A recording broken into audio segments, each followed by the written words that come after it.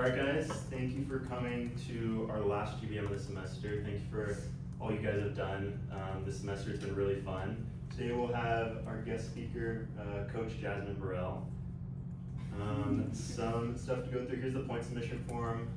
I'll also have it up at the end, but if you guys want to scan it right now, go for it. How many points do you guys get for this? 2 for GBMs. Oh, nice. You said 2. Alright, and then if anyone in here is graduating and you've been active for 2 or more semesters, we're giving out cords for active members, completely free. All you have to do is fill out the Google form, and if you're active, I can give you one today for 2 semesters, so I have the cords with me. And if you still need to get your points in to be active, the form is due by April 26th at 11:59 p.m. And then to our current active members, I know the semester's not over and there's still some points that need to be in, but congratulations to our current active members for this semester. Appreciate everyone coming out to events and supporting the club. And then, like I said, a lot of people are almost active. They're kind of maybe 1 or 2 points away. So if you still have points to send in, please submit them by May 6th so we can have that all set. And then our last event of the semester, this is our last GBM, but our last event of the semester is going to be next Thursday from 5:30 to 6:30 in the Visionary Suite.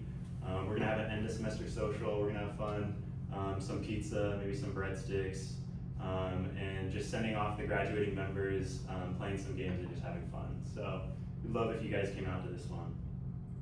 And that's it from me. Please welcome Coach Jasmine Burrell.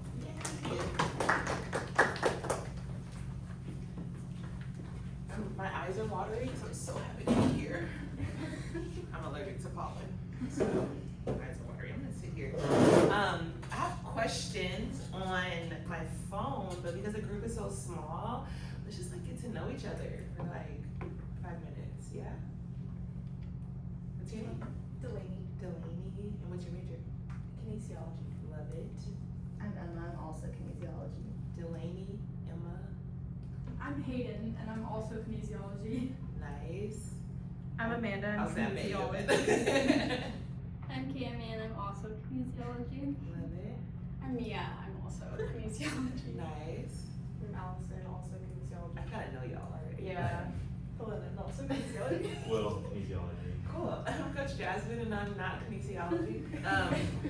I coach, and I think the first question on here is the journey that led you to become a throws coach at SDSU to coaching Team USA at the Paralympics. Well, my major in college was criminal justice, and very different. Well, if I'm being completely honest, my first major was sign language, hence why I'm obsessed with trap music being signed. And then my second major was computer science, and I had like 3 math classes that were in the middle of traveling, and I was like, yeah, I'm gonna fail.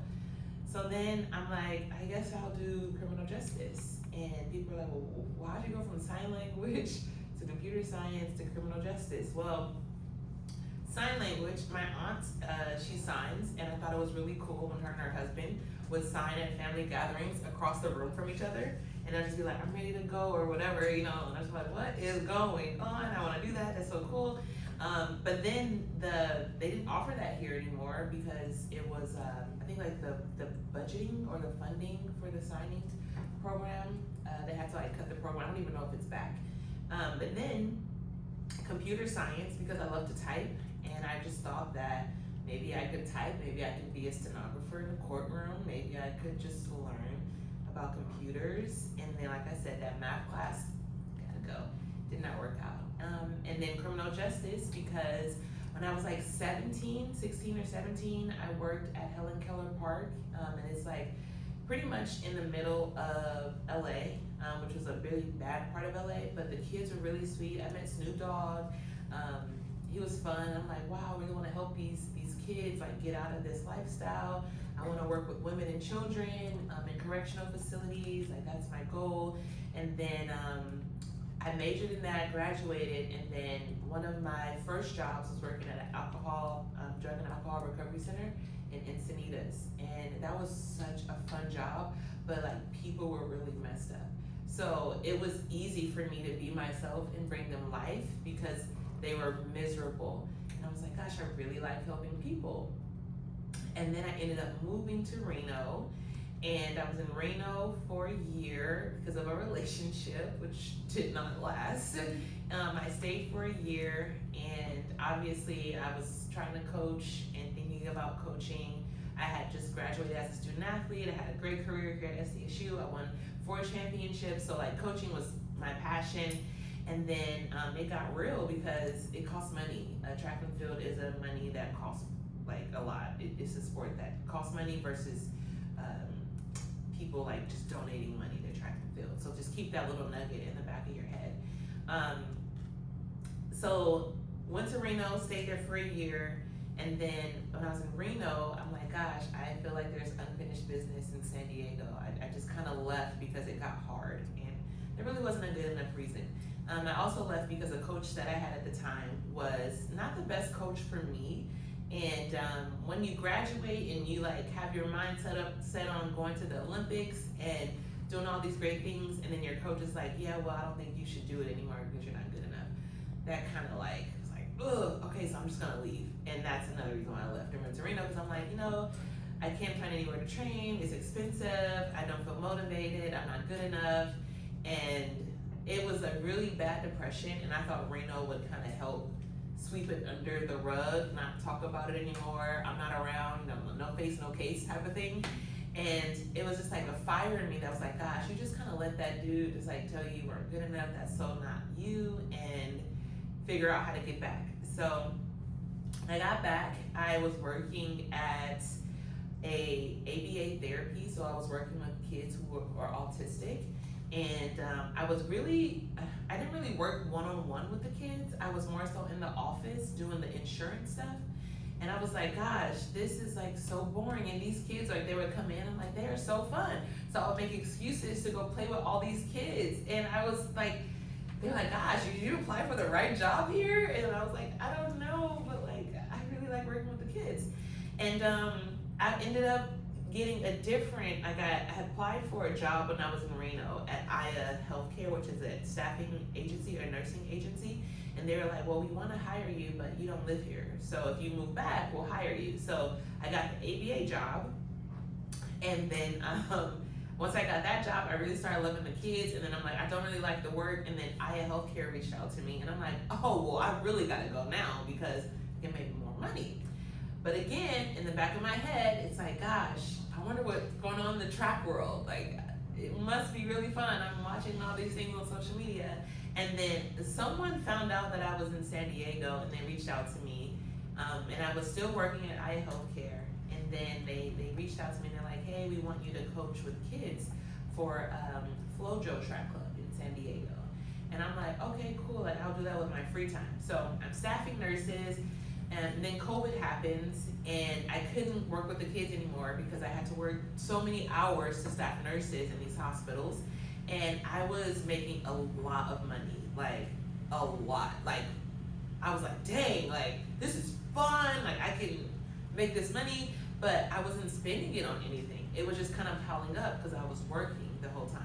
So my therapist was like, hey, I know you really like your job, but I think you should probably do what you love maybe and like have some work-life balance. And I'm like, well, that's hard if I'm working like 16 to 20 hours a day. Like, I don't really have the energy. And she's like, well, you're really supposed to be working 8 hours. So how about you kind of cut that back, work 8 hours, and then go volunteer for 2. And I was like, well, I'll think about it. So started working with the kids, stopped working with the kids, staffing nurses, and I would leave work and I would come to SDSU because Sheila, the head coach, was like, I heard you're back in San Diego working with a track club. Why don't you volunteer here at SDSU? And I was like, yeah, that's fine. So I was working with her HEPs in the background. And as I was working with her HEPs, there were also throwers there. And the old coach that worked with me was the throws coach that was there. So in my head, I'm like, why isn't she asking him him to help her, but whatever, I'm not gonna read into it. About 6 months into that, healthcare called me on a Friday after staffing 1 million nurses, and they're like, yeah, we're gonna have to let you go because we just don't think that you're as dedicated to the job, and we see that you're coaching now. And I'm like, what? Like, how do you just get to determine if I can't do both? I just didn't wanna, whatever. So I was like, okay, well, I guess I could really coach, and then literally got fired from Aya, and then like 2 or 3 weeks later, she was like, hey, I think I want to bring you on as a throws coach. And I was like, what? She's like, it's a volunteer role, but you've been doing really good, and I had to fire the coach. The coach who said I wasn't good enough got fired. Ironic, right? And then I started coaching his group. And then at that time, we made it to conference, and we have one conference, outdoor conference in Fresno, and throws group scored like 8 or 12 points. I can't remember, but we had scored points, and we hadn't scored. The throws group hadn't scored points in about maybe 2 or 3 years. So that was really huge for me to get fired from my job. I'm volunteering. I'm on unemployment, and I'm getting to do what I love. But I'm also like, okay, like unemployment is gonna run out, and I can't just like be milking the system like that. And it kind of, it just like a I don't know, I guess like a blessing I fell from the sky, because I'm coaching, I'm volunteering, I'm doing really good. I realized like I really love this, and then I want to say Akil. That's when Akil reached out to Sheila, and Akil is the founder of the Adapted Athletics program, and he reached out to me, and he's like, hey, I got your contact from Sheila. She said you've been doing a really good job with her women's team. I think you'd be a great para coach. And at the time, I'm like, para? What is that? Like, okay. And then he's like, well, if you consider yourself, well, first he's like, have you worked with blind athletes? I'm like, no. Have you worked with amputees? No. Have you worked, do you know what CP is? No. I'm just like, I don't know what any of these words are. I mean, obviously I know what a disability is, and I know what disabled people do. And at the time I'm using terrible like terminology. I'm just like calling short statue people midgets, and I'm like, it's just like so bad. I had no idea what I was doing. And Akil's like, you know, if you consider yourself, or if you want to consider yourself a good coach, you'll learn about this. And I kind of sat with that for about a week, and I'm like, if I want to be a good coach, I'll think about this, and I'll see where that takes me. So I started to do research. I searched Paralympics, I searched how to become a Paralympian, I searched athletes with disabilities and how it works, and I called him back, and I'm like, hey, you know, I really think I want to do this, but I don't know what I'm doing. He's like, you'll learn.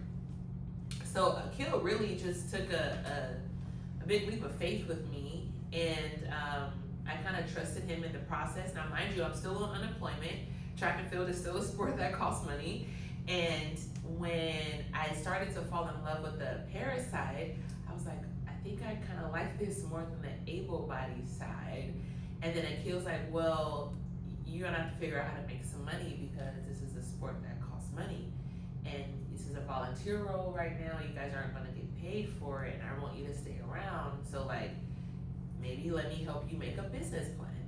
So I was like, oh, okay, cool. So I go to Akil's office. I had one athlete at the time. She's doing really well. And he pretty much just was like, literally like helping me with a spreadsheet to come up with a business plan on how to get my own personal clients. And he's like, well, how much do you want to charge an hour? I'm like, I don't know, like $40. That sounds like reasonable. So he's like, okay, cool. So he helped me with this business plan. My unemployment has ended. So now I'm like really banking on these personal clients. I'm really banking on like learning more about the sport, because I'm still volunteering with the able-bodied team, and I'm still learning. And then I started to build up my clientele, and about a year into that, at the time, then I had like 2 para athletes that were going to SDSU, had got accepted, and then they were doing well. And then I think one of the coaches at the track asked, I think it was Coach Burrell, he's like, how much do you charge for your personal clients? I'm just like, he's like, you got a lot of kids now. It's like 8 kids up here. I'm like, oh yeah, I love it. I only charge $40. He's like, $40? And I was like, yeah. And he's Jamaican, so he goes, why am I going to charge $40? Like, what? And I'm like, well, how much should I be charging? He goes, you should be charging $100 an hour. And I'm like, what? I'm like, no one's gonna pay for that. And then he's like, well, yeah, they are, because you won a conference championship ring. Your athletes are PRing. You're like a hidden gem in San Diego. There's not a lot of coaches. You're saving families $30,000 to $40,000 or $50,000. I don't even know how much school was costing at the time. You're saving families all of this money. Like, you should be charging way more. And then when you charge more, then you can pay for certifications on the para side, and then you can learn. So I'm like, wow, like lights went off.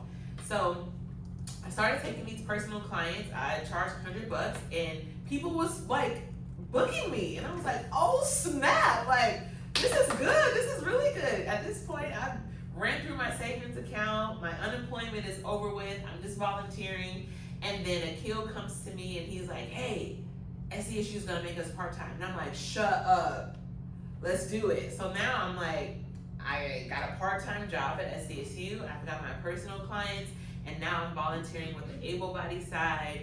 And next thing you know, Team USA reached out to me, and they're like, hey, we heard you're the throws coach at SDSU. We wanna bring you on for a few clinics because we need some help with our throws group. We're pivoting and we're going a different route, and we wanna really build our throwing side. So I'm like, okay, sure. Then they go, do you know anything about para? And I'm like, yep, I sure do. And I had this like long spreadsheet of all this stuff that I had just kind of learned on my own. And I'm like, this is what I know, and these are the athletes that I coach, and where do we go from here? And that was like, honestly, the turning point for my career.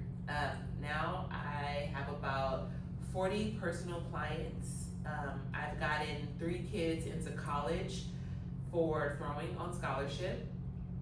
Alicia and Max are tier athletes for Team USA, and they were not tier athletes. I've coached at the Paris Paralympic Games, and that athlete that I coached played second, Burrell Middleton. She's at Alabama now because she also plays wheelchair basketball, and we didn't have it at the time. But so yeah, it's been a lot of great things happening. I've been able to recruit some really awesome athletes. Now I'm the recruitment coordinator, and I'm coaching coaches on how to be para athletes, and really just started from the ground up. And now I get to do really like cool things at my alma mater, and that's pretty much the Spark Notes version of my story. And hopefully this kind of translates into the next question. Your experience traveling with the SDSU throws team to the Paralympic Worlds in 2025. So yeah, now here we are in 2025 or 26 right now. So last year, went to World Championships with Alicia, Chloe, who I had recruited for throws. She's a sprinter now, and Alicia. Alicia placed 3rd in shot put and discus. Max placed 2nd in the discus, so that was exciting. Burrell, the same young lady that I had coached at the Paris Paralympic Games, she placed 1st at Worlds, so that was also exciting. And that trip was pretty like, I don't know, it was like scary but exciting because we were going to India, and everything that I heard about India, aside from like their spices being the best spices, was like, it's really dangerous. And our first night there, USA had like its own security, and he had a meeting with us, or Secret Service I should say, and he's like, yeah, don't go outside, don't travel around the area with groups that are smaller than 6 people, don't wear your USA gear outside of the hotel. So we're all just like, so what the hell are we supposed to do? Just like compete and come to the hotel? And they're like, yeah, actually, that's exactly what you're supposed to do. So we didn't really have as much fun as I hoped, but we went there and we handled business. And I was really more so proud of how Alicia, Max, and Chloe competed because we had to wear a mask the whole time because the air pollution was like really bad. So for the air quality to be really bad, they competed their butts off, and I'm really excited for them on their next kind of journey with LA, because now we're gonna be here, and all of the other countries are gonna have to be eating our terrible food, and just to see how they compete with eating our food. I mean, I don't know if you guys, have you anybody here like been to Paris or France or, right? Okay, do you notice how the food quality is so different? Like, I cannot have dairy here in America. I've been to Paris twice, and in India, and I've been to Japan, and I've been to Guadalajara and Santiago. Over there, I can have dairy, I can have their bread, like, and my stomach doesn't hurt, I'm not sick, and then I come here and I'm like, I'm not okay. Like, I can't not eat In-N-Out anymore. It's kind of sad. So yeah, I'm actually really excited to see how all these other countries are gonna function when they eat our McDonald's or, you know, our food. It's very different. No one's talking about it, but our athletes are gonna be fine. Americans are gonna be fine. I just think that other countries are not gonna be fine. But yeah, that's it's gonna be interesting. But I'm excited for it, and we're prepared because we've been in the worst situations, and we've been in some really good situations, and yeah, I'm ready to put SDSU on the map in LA, and then get some more kids to be in our program that, you know, are coming from other countries or just younger kids and stuff. So that's that.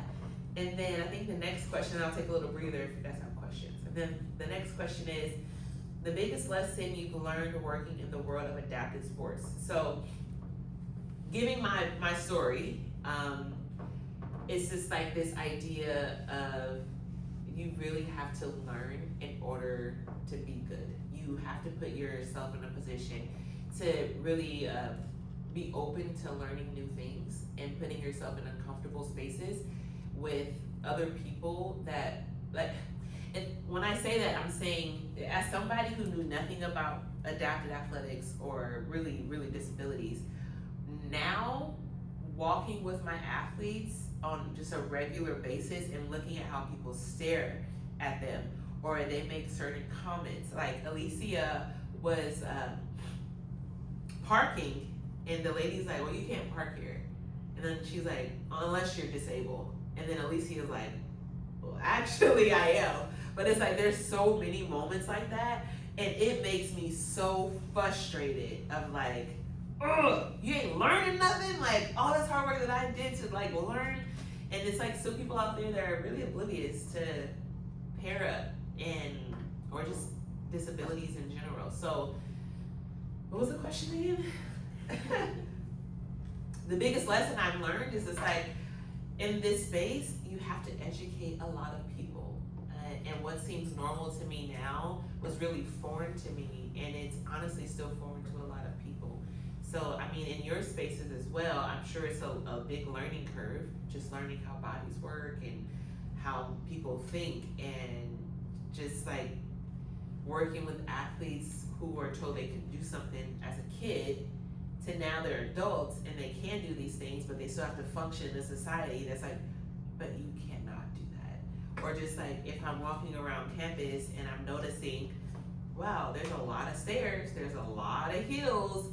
What about athletes in wheelchairs or just people in wheelchairs? Or there's like a skateboard path and a walking path, but like, does a wheelchair user like kind of float in between? Is that even safe? Or if you go to the track, it's like 2 elevators, one's janky, it like shakes. It's like, is this, if I was in a wheelchair where if I was blind and I get on the elevator and it starts shaking, is this appropriate for me? Like, so being the voice for a lot of people is really important to me, and I don't take it lightly. So that's like the biggest thing. But there's like 3 more questions on here. Are there any questions? I know I said a lot. What kind of like certifications did you, if you? Yeah. Specific? So I went to Florida with the NCAA. I was volunteering with them. I went there, and I got it's called like a throws coach specialist. And what it was like a 3-day course, and I did 8 hours a day. It's like literally a job, and they broke down all of the mechanics for throwing. And then another one that I got was for strength and conditioning. And then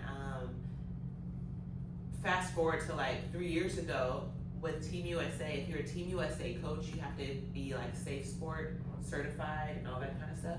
And Safe Sport is basically just respecting boundaries of athletes. So that was an easy one to do, but you'd be surprised at how many coaches are not Safe Sport certified. It's like, what?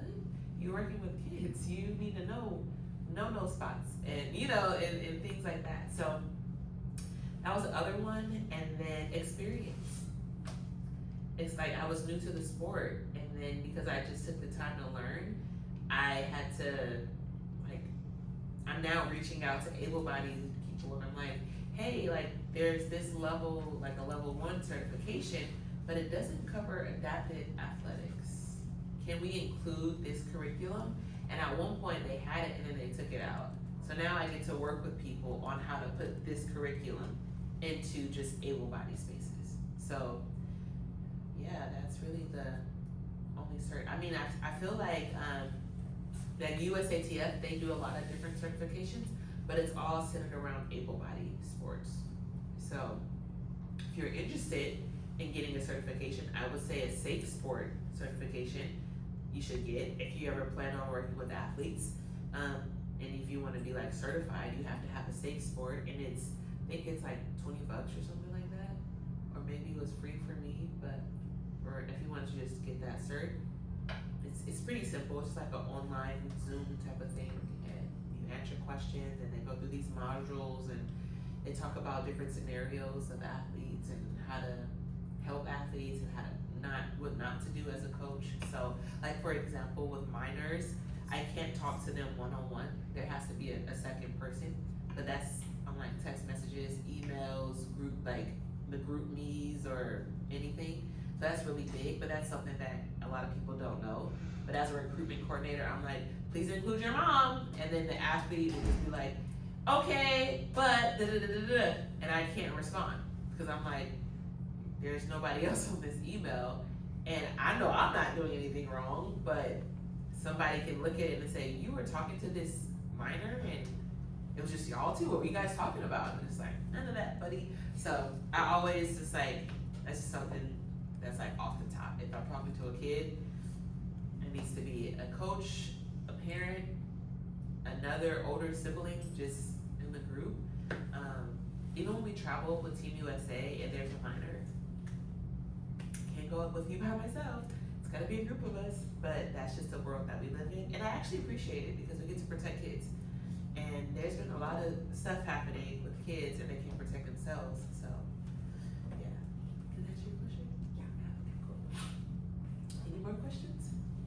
You said you after working with able-bodied athletes and then working with para-athletes, so you kind of preferred working with the para-athletes more. What made you gravitate more towards that?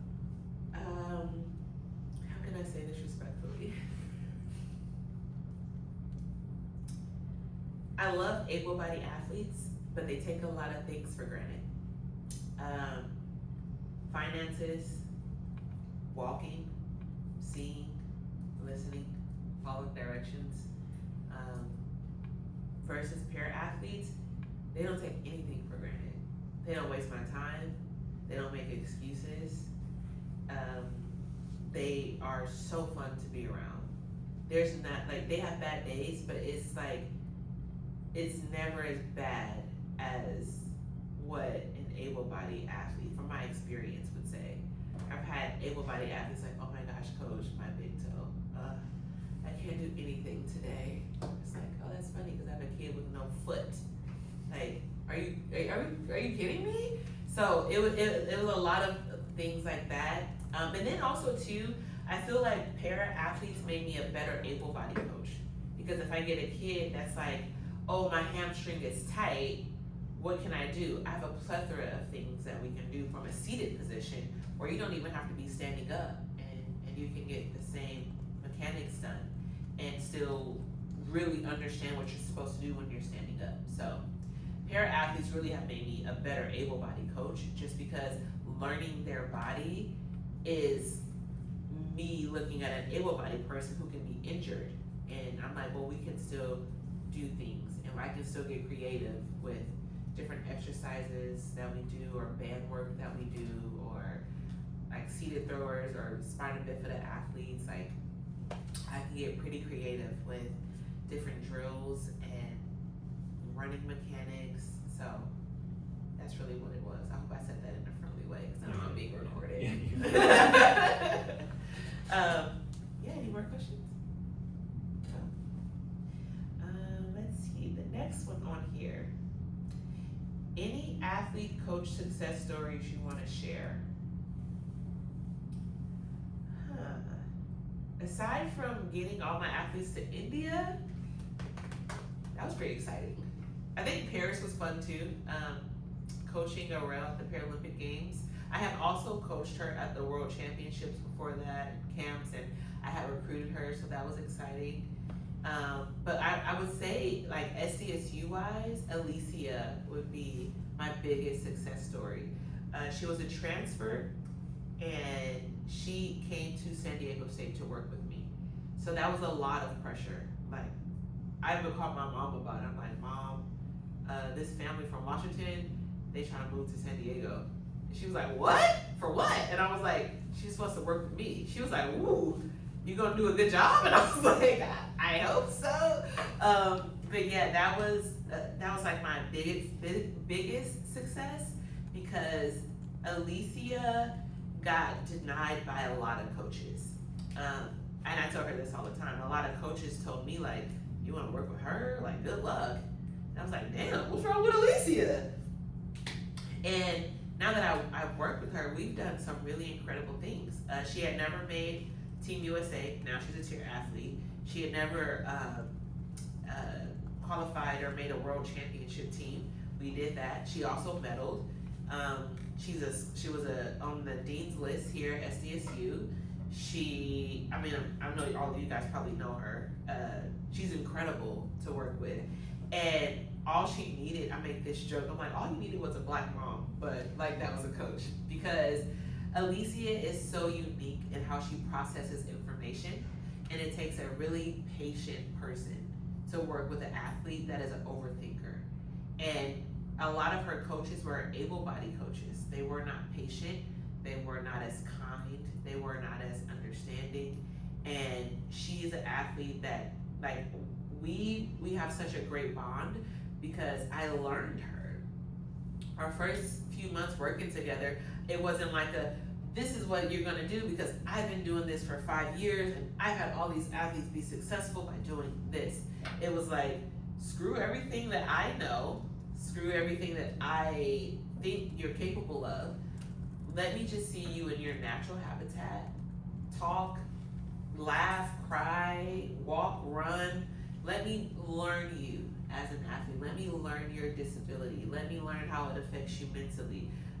Let's talk on the phone for hours, and I'll just listen to you talk about everything. Some stuff I'm like, are you supposed to be telling me this? Like, you tell your mom? But that's really my biggest success story, is because Alicia has reminded me of how important it is to be the coach that I wish I had. I wish I had a coach that was patient. I wish I had a coach that didn't give me something that everybody else did. I wish I had a coach that took the time to listen to me and be like, oh yeah, you just need a day. You're overwhelmed. School is hard. Or having the coach that's like, you can still be successful on bad days, versus I'm not 100% today. I ain't got it. And that's also okay. And I grew up, or I should say, when I was coached, I didn't have that ability to have bad days. It was considered being soft, or it was considered you're weak, or you don't know what you're talking about because you're a girl. It was a lot of that. So I know, right? It just kind of makes you, but that's my background. And Alicia is this like big ball of energy. She's so strong in her beliefs, and she's so outspoken, but she's also like very emotional, and she's such a girly girl. So it's like, we do a lot of great things together just because I took the time to learn her. And I think that every doctor, every teacher, every sports psych, every nutritionist should do that. It's like everybody is not a one shoe fits all. Even everybody in this room, right? I can probably sit and talk to you for hours and learn something from you, but it takes me to listen. And sometimes people struggle with listening, and they're more just like, well, this is how I've been doing it, this is how it has to go, and that's it. And we just don't live in a world like that. So she's my biggest success story because she keeps me relevant with and present with how I show up for everybody, not just my athletes, but just everybody in my life. I have to treat people I have to meet them at their level and not at what I expect them to do. So it's like, I'm not gonna teach a fisherman how to bake a cake. He don't bake, he fishes. So to learn him, I have to go fish with him, and then maybe he'll be more open to receiving things that I have to say because I put myself in his shoes. So Alicia for sure would have to be my biggest success story. Any questions on that? The next one, any shifts in the adapted sports / Paralympic movement you have noticed during your career? Yes. Money. There's money coming in. LA 28 is bringing in a lot of finances, so that's incredible. The SDSU getting the IRA fee, and we get some of that for adapted sports. We're getting donors that want to do an endowment to bring in wheelchair basketball. That's really exciting. And for a very long period of time, like I said, track and field is a sport that costs money. For para athletes, it's even more because you gotta have a walking leg and a running leg. You gotta have a day chair and a play chair. You gotta go to your doctor's appointments. You gotta see your sports site. It's not like you gotta have different shoes, and there's so many other elements. So knowing that more money is coming in, knowing that more people are aware of what the para sports is, like I think Paris was huge for the Paralympic side, but I think LA 28 is like a lot of people are gonna be like, wow, this is a thing, and it's gonna be right in our backyard. So I would definitely say the biggest shift in the movement has just been the rise of the finances that people are willing to pour back into the athletes and into the sport and into track and field. So I pray that it's all for a good cause, because I also know that people see para athletes as circus animals, and they're not. They're people. They're human. And when I say that, it's like you'll hear people say, "Oh, that's not entertaining," or like if you get on the internet and you read comments, people are so mean. And I really hope that like with more exposure, people are also understanding that these athletes really do work hard, and they're really good at what they do, and they work just as hard or even harder with less resources. So they say more money, more problems. So I'm hoping that there's a sweet balance in between as we get more money and more eyes on the parasite. So it's kind of like a gift and a curse, but I'd rather cry in a Bentley than a Honda Civic, just me personally. So I'm okay with the problems. All right, and then the last one is tips related to mindset, wellness, or professionalism. I remember, was this you, Kalina? Yeah. Oh, okay. She said, I remember you weaving these in while talking about your coaching journey the last time you spoke, and it was awesome to hear. Okay, so tips related to mindset, wellness, and professionalism. How many people are stressed right now? Right? And I was just talking about like, why am I not stressed?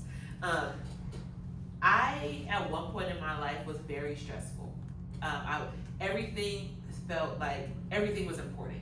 When I was in school, it was just like, there's classes important, Practice is important. Then I have bills, that's important. Making friends, that's important. Keeping friendships, that's important. Oh, there's a relationship, that's also important. And it's like, everything became important.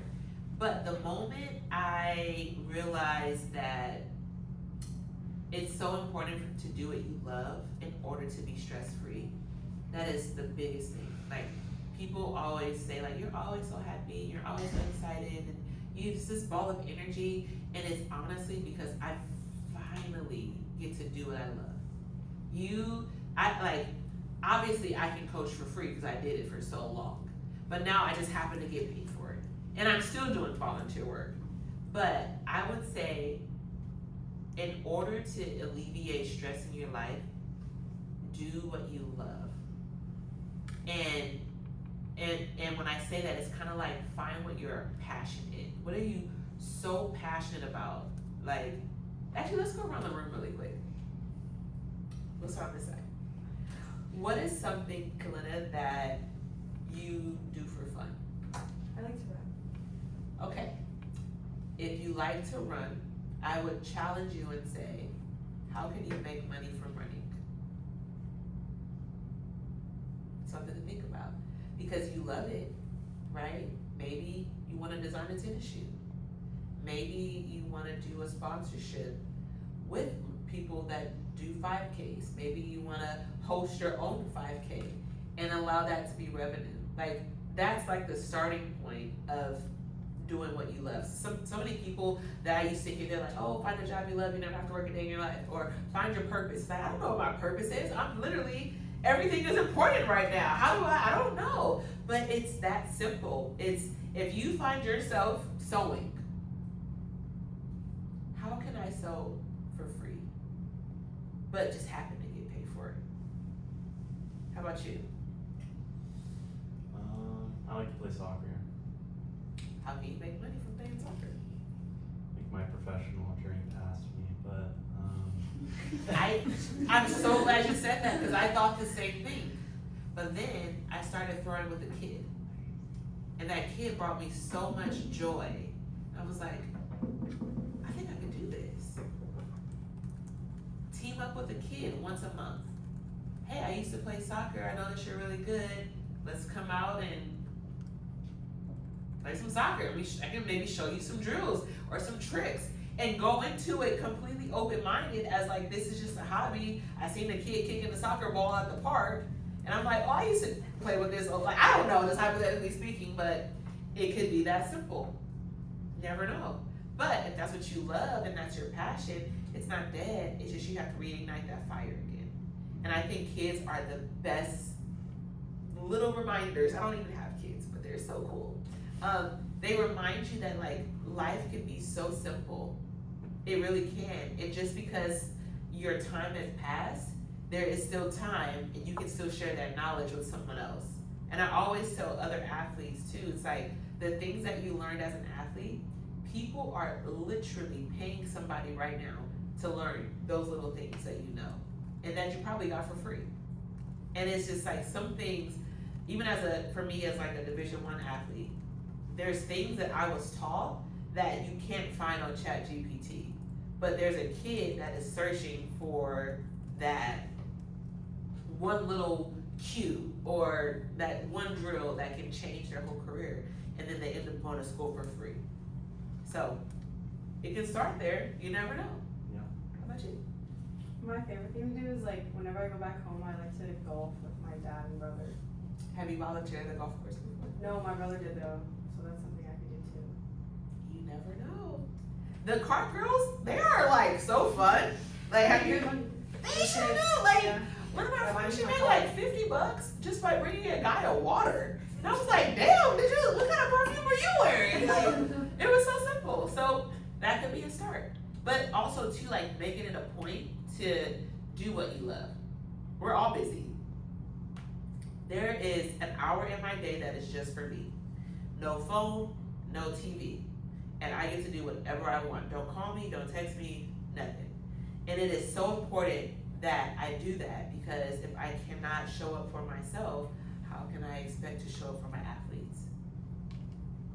So I know we're all busy. I know we're all stressed. You thinking about what you're gonna say, because I'm coming to you.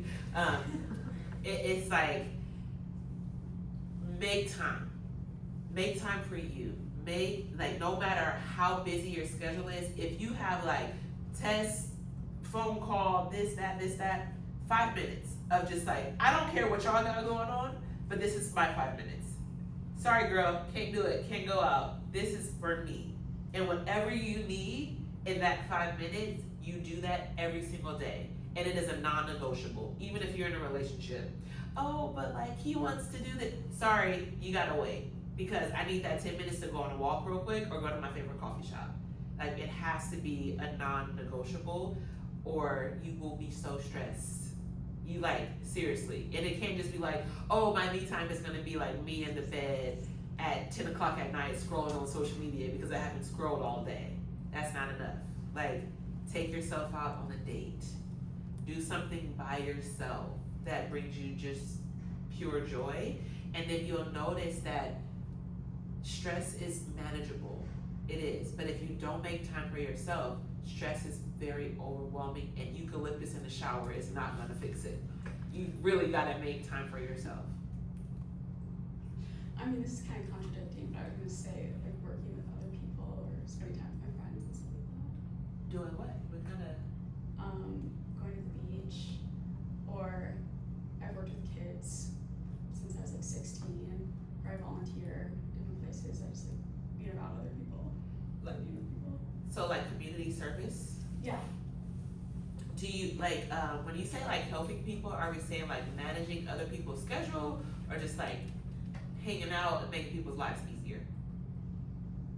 Yeah, I would say making other people's lives easier, I guess.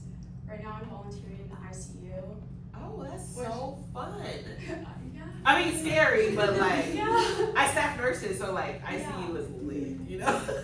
Yeah, it's really intense, and I see people that are very worse, and I think just being around that environment gives you a lot of perspective, and being with people like that makes you go home, makes you so much more grateful for what you have, and be able to come home to my roommates who are all so healthy. It's just rewarding. Do you like coloring?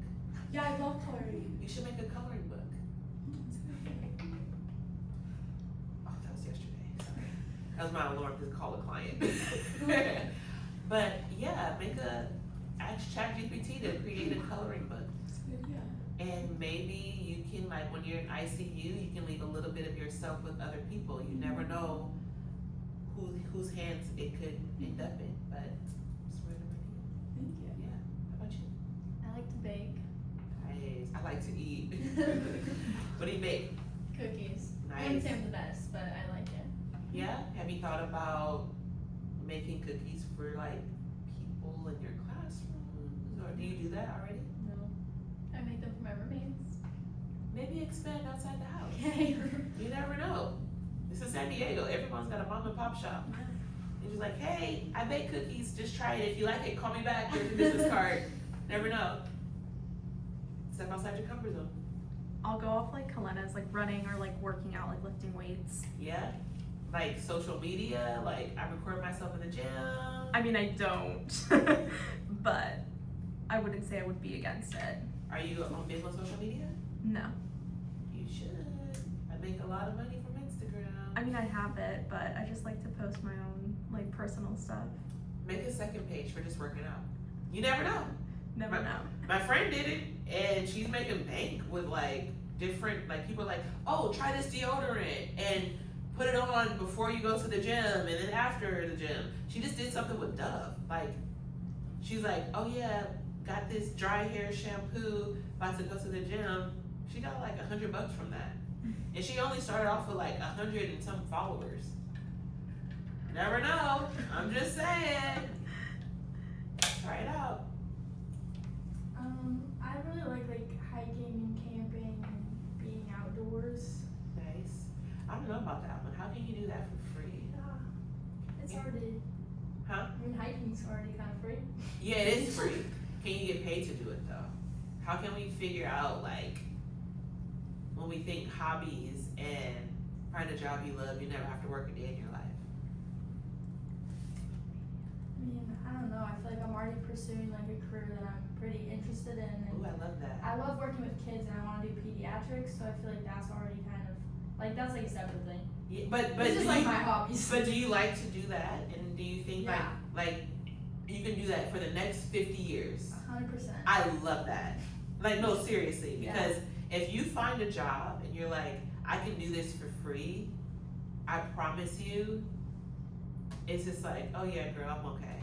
I get to do what I love. Or like, I'm tired, but I get to go to work. That's how I feel. Like, Yeah. when I'm sleepy, I'm like, oh my God, I'm so tired. But I'm like, oh, we gonna try this new thing today, or we got new implements, or it's nice weather outside. So, yeah, that's awesome though. That's really awesome. And hiking, that's really fun too. All right, want me to come to you last? No. Okay. I don't know, like, I like to travel, like, with my family and stuff. I just like to see new places and, like, try new things. I don't have anything, like, specific. So when you travel, how do you document it? Just, like, a bunch of photos. I don't know. Social media might be your best friend. Because there's people that want to travel, but they're scared because they don't know what to do. But if you've already been there and you've already seen it, and there's things that you enjoy, somebody else in the world that really likes, like, there's someone that I've never met that watches my social media and they're like, oh my gosh, I love that, I'm gonna try that. And next thing you know is it's like, oh, I'm an influencer. And you don't even try to do it. You just kind of like, when I made my throwing page, Throws from the Throne, it started off as me just like posting people just throwing stuff. And then it was like, one night I was like, that's a good question. Like somebody would like comment like, oh, how did you do that? And I'm sitting there explaining it, and I'm like, wait, why don't I just make a video explaining it? And now here I am like a few years later, and I got like 12,000 followers. And from social media alone, I've gotten like 15 personal clients. Just by posting content. And I've been sucking lately because it's really hard to stay on top of it. If I'm like, I'm moving, I'm traveling, I'm coaching. But my camera roll is at a point where I'm like, I need a separate phone. It's not even of me, it's just of like throwing stuff. But I know that if my clientele ever gets low, one video can get me one client. And like, I think social media is overrated, but also underrated. Overrated because we see people on social media and we're like, oh yeah, another influencer. But they're making money. Easy money. And if you're gonna be scrolling all day, might as well get paid for it. There's somebody for everything, you know, there's some great stuff out there. But I think a travel influencer, and like you got like this like pretty like glowy skin at the beach, you know, try this new restaurant, you never know. Or even journaling it and then making a book about things to do. I have a friend that did that as well. It was for oh my gosh, I can't think of her book. But she used like ChatGPT to make a book about hair care in other countries. So she does a lot of traveling, and she's always like, gosh, there's no like black hair products, so what do they do out here? So it was like a guide on what stores to visit for hair products, but in other countries. It was so cool. So then when women would go to other countries, they look up like, oh yeah, I'm going to Belize, like, and I don't have this hair product, what should I use or where should I go? And it's like all this information in like a guide. I have to find that, but ChatGPT, she did it, and it was just, and it put it together for her, and I'm like, okay, girl, I mean, make note of that. I'm thinking about doing a children's book, throwing for kids, like teaching kids how to throw, but like the kid version, like and make it fun, like a coloring book. Yeah, so maybe consider it. Okay, that's one. I mean, I like going to just like spending time outside, going to the beach, like reading a book. Yeah. What could you do for the rest of your life for free?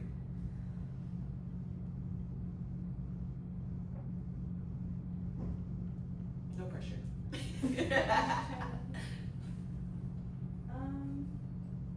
Anything to do with like health or like wellness. I like to like cook and I don't know, work out, stuff like that. So if that was like a, I don't know, if that was free. Good consider, there's a lot to do Yeah. with like food, health, especially in San Diego, right? When I started my business, Throws from the Throne LLC, well, I should say before I started my business, I dated this guy, and he wanted to be a comedian, and I don't know why, I thought that was so cool, but I helped him kind of like get started and like building his brand, and then he did real estate, and he would teach me ways on like how to sell homes, and I would use that like how to sell homes on how to book him gigs. He just couldn't connect the dots for himself because he had man brain. No offense, but it's like when your brain is so hyper focused on like what you want to do, you can't think about like how to keep doing it. And something that he taught me, which is crazy that I'm even saying he taught me something. It was like in dating, every woman essentially wants the same thing. Essential, like we all want a man, money, the lifestyle, right? All the same thing. But you can't present that idea to just any man, right? So there's this concept of chicken, and a chicken, like a chicken shop, where if a person pulls up and they're like, well, we sell chicken. Well, what kind of chicken do you want? You want fried? You want baked? You want grilled? You want sauteed? You want this? You want that? I want chicken, or I want fried chicken. I want baked chicken, whatever. You have to find what the need is, and then you just feel the need. So if you're in San Diego and you see that there is like a hole, you want to plug the hole. But when you plug the hole, you gotta know your audience. And if you know your audience, then you can keep building. So like for me with coaching, I'm like, okay, I'm a throws coach, I'm in San Diego, there's not a lot of throws coaches, what do I do? I reach out to high schoolers, not the high schoolers, but like their parents. And I say, hey, I noticed your kid's really good. You like chicken? What kind of chicken do you like? You like fried? You like baked? Like, you know? And you meet people where they're at, and I'm like, oh yeah, I like this. Okay, well let me do this for you, and then they pay me to give them exactly what they want, and then off of that you keep building. So I have no idea how I got here, but with you trying to like find what you want to do, right? You find the need and you please the buyer. Don't just do it for yourself, you please the buyer. So it's like if you're dating, you can't just get that guy, but you gotta give the guy what he wants, right? You gotta give the customer what they want, and then you can build off of that. So hopefully that can also like help you guys kind of think about ways to monetize what you like to do for fun. Because if you can do something for free for the rest of your life, you can be stress-free. Going all back to the original point, because life gonna life regardless. Like even when my dad passed, I was at a track meet, and I was there. I can't even tell you, I know we were at Mount Sac, and I don't know like what I was wearing, I don't know who was there. I just remember being at Mount Sac, the doctor called me like 4 or 5 times, and I had to make the call and like give him this medication, don't give him this. And then she'll call me back, I don't think he's gonna make it. Well, I'm not gonna pull the cord. And then she'll call me back, his heart rate dropped, like literally. And all I could think about was, thank God I am at a track meet. I'm literally somewhere that brings me so much joy, so much peace, so much happiness. And in the moment when I got the call that my dad had passed, luckily he was at UCLA, and we were at in Mount Sac. I don't even know what area that is, but he was like an hour and a half drive away, and I made it to see him before they like took him and stuff.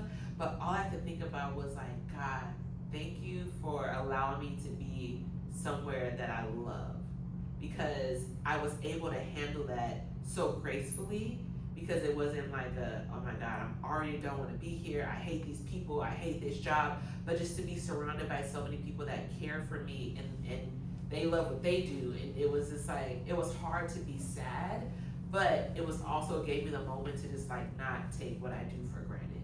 So I'm really big on like going back to the question of wellness and all that. it's so important that we all make time for ourselves regardless of how busy your schedule is. I used to, in the process of grieving, my alarm would go off to cry. Because that's how locked into my job I was. Because I was just trying to hide, like, I don't wanna be sad, I gotta show up for my athletes, they're gonna need me. And then like my alarm would go off and I'm like, okay. So I would go to my car, have my moment, look at old pictures, or call my mom and just talk about how I felt. I would cry, give myself 30 minutes, and boom, I would show up again. And it sounded so crazy to do, but I had to be so strategic about like showing up for myself that even like crying was on my schedule. But life is not gonna stop. Like tests, you're gonna have tests for the rest of your life, whether it be an exam or in life. The clock's never gonna stop. But you have to make time for yourself. That you have to find something that you absolutely love, and then you just continue to grow from it. So that was a lot. Any questions or comments? I've been talking to you guys for a while. Well, I mean, that kind of just like sums up all of the. I don't really know if we had like a topic, but that's me. That's how I navigate life. Life be lifing, but I get to do what I love, and it makes everything so much easier. So I don't know, as you guys graduate and go through your careers, hopefully I said something that you can remember and keep that little